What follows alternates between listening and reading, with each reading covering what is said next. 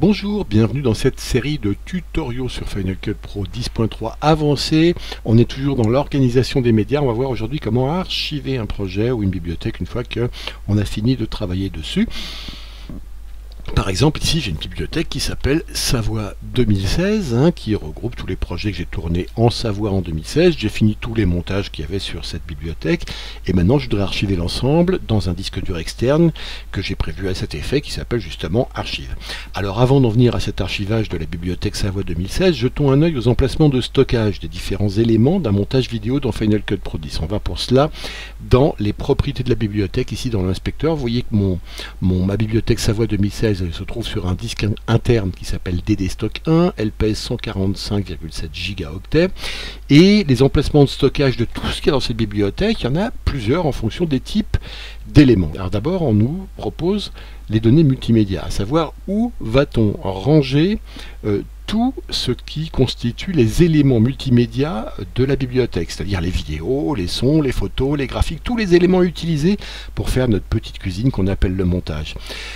Par défaut, tout ça, c'est placé à l'intérieur de la bibliothèque. Ça a du sens, souvent, d'inclure tous les médias dans la bibliothèque, car on sait que, de cette manière-là, tout est groupé dans une sorte de valise, qu'on peut trimballer la valise d'un endroit à un autre, on sait que tout est dedans.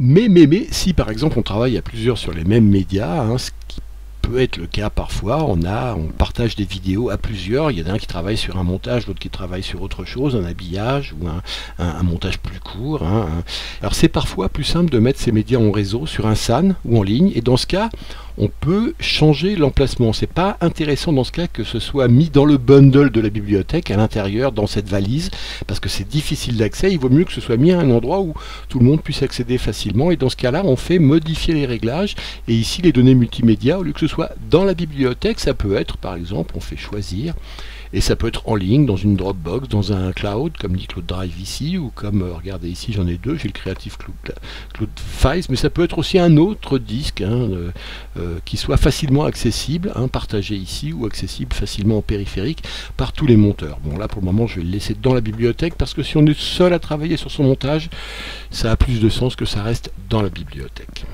Le second emplacement de stockage proposé concerne le contenu de Motion. Alors de quoi s'agit-il? Ça, c'est tous les effets, les filtres, les transitions, les générateurs ou les titres qu'on a utilisés en allant les prendre dans les différentes bibliothèques, celle-là pour les effets, vous voyez, celle-là pour les transitions, en haut à gauche ici, celle-là pour les titres, ou ici les générateurs, tout ce qu'on a utilisé dans ces bibliothèques-là, dans nos projets de la bibliothèque Savoie 2016, on va les retrouver ici, dans le dossier contenu de Motion, qui se trouve par défaut. Ce que nous propose Final Cut Pro 10, c'est de les stocker dans les dossiers Model Motion, qui sont par défaut dans votre dossier, si je reviens dans mon Finder, dans le dossier utilisateur, donc Rémi Devez, dans mon dossier vidéo, et vous voyez ici j'ai un dossier Motion Templates, et c'est là que par défaut sont rangés tous les effets, les formes, les générateurs, les titres et les transitions.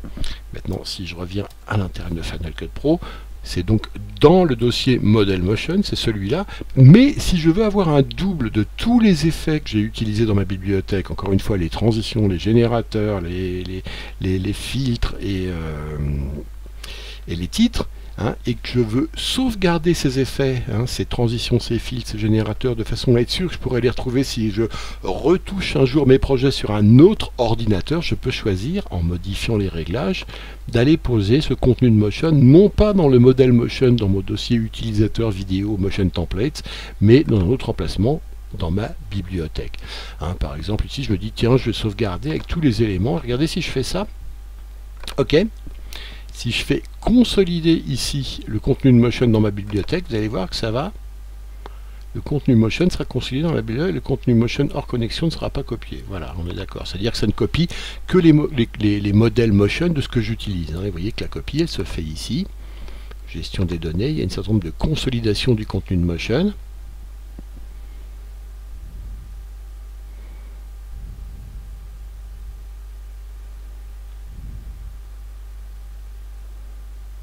Et si maintenant je choisis d'afficher ma bibliothèque Savoie 2007 dans le Finder et que j'ouvre le bundle ici, afficher le contenu du paquet, vous allez voir que dans Motion, j'ai un dossier Motion Templates dans lequel je vais retrouver tous les effets que j'ai utilisés dans ma bibliothèque. J'ai utilisé Color Final, Crumple Pop, Better Stabilizer, FX, voilà, tous ces trucs-là, hein, on les a, y compris des modèles personnels que j'ai créés moi, mais qu'on retrouve ici. Il y en a un petit paquet ici, vous voyez, que j'ai utilisé. Donc ça n'a pas copié l'ensemble de ma bibliothèque, mais ça a copié que ce que j'ai utilisé. Donc après, si j'ouvre ça un jour sur un autre ordinateur, je pourrais avoir les modèles Motion, mais évidemment, quand il s'agit de plugins extérieurs, ça ne veut pas dire que j'aurai sur cet ordinateur, hein, si je copie et que je donne à quelqu'un, ça ne veut pas dire que vous avez les licences pour les utiliser. Hein. Ça veut juste dire que vous copiez les modèles. Maintenant, après, les licences, si c'est un autre utilisateur, il va falloir qu'il les ait acheté lui aussi. Sinon, ça ne marchera pas comme ça. Voilà. Alors, ensuite, ici, après les modèles Motion, je vais les reconsolider. D'ailleurs, je vais le rechanger tout ça, hein, parce que c'est pas ce qui m'intéresse. Donc, je vais le remettre ici, modèle Motion, dans le dossier modèle Motion, et je vais consolider. Hein, c'est pour me faire de la place. Hein, voilà. Hein, c'est pas intéressant de les avoir si je veux archiver. Ensuite, j'ai le cache ici. Alors, le cache, c'est quoi? L'emplacement cache de la bibliothèque. On trouve là tous les rendus, les calculs, les plans composés, les plans multicam, les vignettes d'affichage de plans, les affichages des formes d'ondes audio, et aussi tous les proxys, ou toutes les données proxy ou les données optimisées. Hein. Donc ça peut être assez énorme, ce cache, et ça, c'est un emplacement de sauvegarde. Honnêtement, il n'a rien à faire ailleurs que dans la bibliothèque. C'est quelque chose qui est toujours stocké dans la bibliothèque, puisque ce sont des données qui sont vraiment relatives aux événements et aux projets contenus dans la bibliothèque. Et ensuite, il y a les sauvegardes, hein, qui par défaut sont stockées par Final Cut Pro 10 dans un dossier intitulé Final Cut Backups, qui se trouve par défaut dans le dossier utilisateur vidéo, exactement comme les modèles Motion. Hein. Donc ici, regardez, si je vais dans mon dossier utilisateur, hein, Rémi Devez, si je vais dans vidéo ici, j'ai un dossier Motion Templates, mais j'ai également le dossier Final Cut Backups, et il voit ici tous les sauvegardes des projets sur lesquels j'ai travaillé ici, hein, ces derniers temps. Donc ça, bon, c'est la même chose, hein. On peut les mettre ailleurs, les sauvegardes, les backups, mais a priori l'intérêt c'est que ce soit pas sur le même disque dur que celui sur lequel il y a la bibliothèque. Comme ça, si on a un souci avec le disque dur de la bibliothèque, on aura une sauvegarde sur un autre disque dur.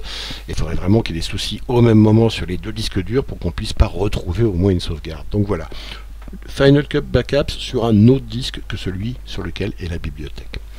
Encore une fois, on peut modifier donc tous ces emplacements, hein, en jouant sur modifier les réglages ici, les backups, les caches, le contenu de motion et les données multimédia.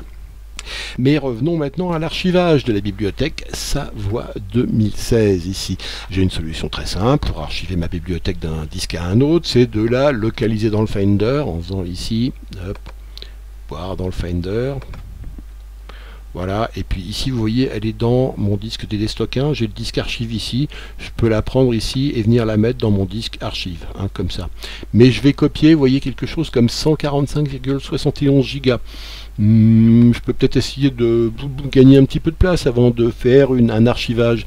Est-ce que j'ai besoin de mes rendus dans l'archivage? Non, puisque je peux les recréer à tout moment. Est-ce que j'ai besoin de mes proxys, de mes médias optimisés? Non, parce que je pourrais les recréer plus tard. Il faut vraiment archiver en allégeant le dossier un minimum. Et puis avant d'archiver, il faut être bien sûr que tous les fichiers relatifs à mes différents projets de la bibliothèque soient bien dans la bibliothèque, hein, qu'il n'y ait pas de lien qui pointe vers des choses extérieures. Donc on commence évidemment par consolider la bibliothèque. Hein. Donc consolider ici les médias de la bibliothèque, boum. Inclure, ben non, sûrement pas les optimiser, les proxys, puisque ça je vais m'en débarrasser, mais par contre être sûr qu'on a bien toutes les données originales. Les fichiers se trouvent déjà à l'emplacement sélectionné, aucun fichier n'est à consolider. Très bien, parfait, je suis tranquille, j'ai vérifié. Maintenant, je vais essayer de me débarrasser des rendus et des proxys optimisés qui prennent bien de la place. Il faut savoir qu'il y a deux familles de rendus. Il y a les rendus d'événements et les rendus de projets.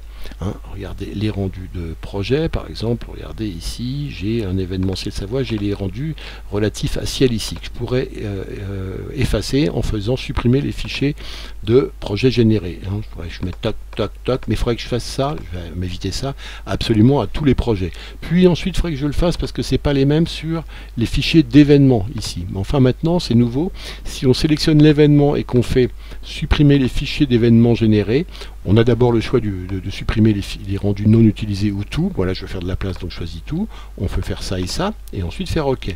Et ça supprimera à la fois les fichiers d'événements et les fichiers des projets contenus dans l'événement. Mais j'ai encore une chose beaucoup plus simple et beaucoup plus rapide, c'est que sélectionner la bibliothèque en elle-même, Savoie 2016, et ici de faire supprimer les fichiers de bibliothèque générés. Et là, je supprime les fichiers de rendu non utilisés. Non, je les supprime tout.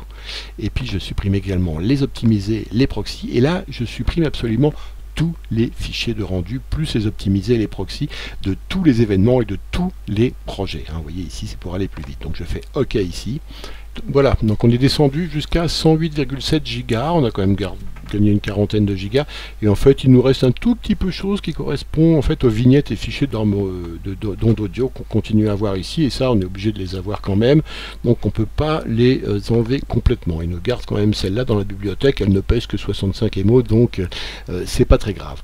Alors maintenant qu'on a allégé complètement notre projet, c'est pas compliqué. Il ne nous reste plus dans le Finder qu'à copier. Maintenant, on fait voir dans le Finder. Je prends cette bibliothèque ici, si je veux l'archiver, je la prends et je la mets dans mon disque archive. Et une fois que ce sera copié, je l'effacerai sur mon disque DD-Stock 1, elle sera sur mon disque archive. Voilà, c'est tout pour aujourd'hui, merci et à bientôt.